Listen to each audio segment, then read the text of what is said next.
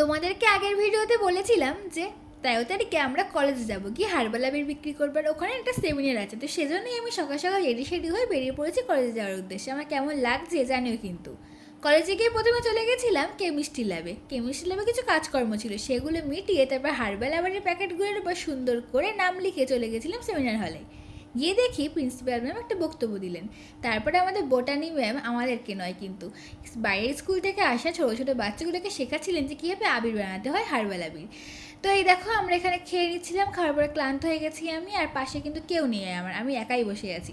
কারণ ওরা দুজনে গেছে হার্বাল আবির বিক্রি করতে, আমিও গেছিলাম, তখন ভিডিও করা হয়নি। তারপর দেখো আবির সব বিক্রি হয়ে গেছে, সেই আনন্দে আমরা এখন চলে আসছি বাড়ি। আর বাড়ি আসার সময় আমি একটু আবির কিনে নিয়ে এসেছিলাম, কারণ হার্বাল আবির সবই প্রায় ফুরিয়ে গেছিলো। বাড়ি এসে খেয়ে দিয়ে আমি এবার চলে গেছি শ্যুট করতে, আমি আমার বোন। শ্যুট করার পর আমাদের অবস্থা দেখো, রং টং মেখে একেবারে একাকার হয়ে গেছি। তো কেমন লাগলো ভিডিওটা জানিও কিন্তু।